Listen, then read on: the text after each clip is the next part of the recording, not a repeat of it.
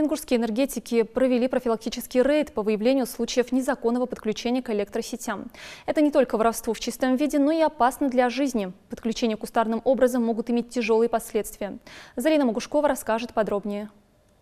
В Назране чаще всего незаконно подключаются к электроэнергии в новом районе, за каналом. Именно сюда и приехали участники рейда в первую очередь. В одном из переулков энергетики обнаружили самодельный железный ящик, который не заземлен, а внутри произведены скрутки проводов. Они же переброшены в дома не по воздуху, а по земле, без соблюдения каких-либо правил безопасности. Они должны, во-первых, написать заявление в городской участок Назрановский, чтобы им подвели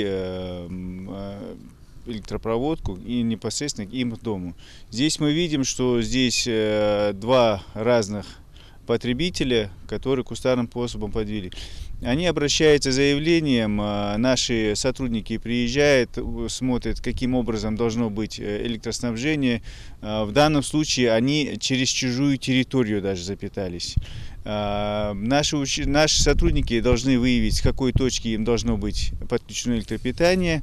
Соответственно, будет выдана документация, технические условия на подключение, после чего будет подключено к нашим сетям. Подобное подключение является не только хищением электроэнергии, но и грозит поражением электрическим током не только людей, но и животных. Поэтому в таких случаях с незаконными потребителями разговор короткий.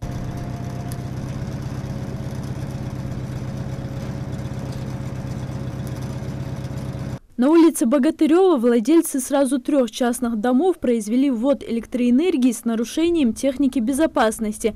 Провода проведены через чердак дома, который облицован металлоконструкцией. А этот материал, как известно, является проводником тока. То есть человек может пострадать, даже если случайно коснулся металла. Кроме того, такое подключение может вызвать короткое замыкание, что может привести к пожару. На данном участке мы проводили много раз рейдовые мероприятия по выявлению таких случаев.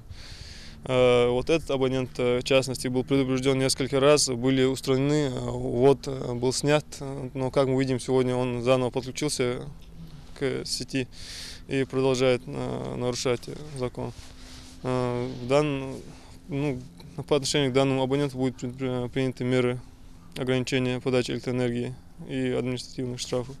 А вот на углу улиц Бекова и Дудаева не соблюдена дистанция от подстанции. Любой объект должен находиться от нее на расстоянии 10 метров. Здесь же к подстанции впритык кем-то установлена детская площадка. Страшно представить, что прямо под высоковольтным проводом в 10 тысяч вольт играют маленькие дети. Площадки должны быть согласованы с энергоснабжающей компанией, которая может объяснить, показать охранную зону, сколько надо удалиться, на какое расстояние, как надо это все сделать. Но не впритык к энергообъектам, которые мы сейчас здесь видим. Мы будем писать во все инстанции, обращаться, кто это строил, как это строилось. И, естественно, будут материалы переданы в соответствующие органы. Из-за незаконных и неправильных присоединений к электросетям происходит перекос фаз. По этой причине у многих добросовестных абонентов в вечернее время слабое напряжение от 140 до 160 вольт. Самовольные потребители не только воруют электроэнергию, но и подвергают самих и окружающих опасности, а также заставляют страдать тех, кто должен пользоваться электроэнергией полноценно, ведь они за нее платят.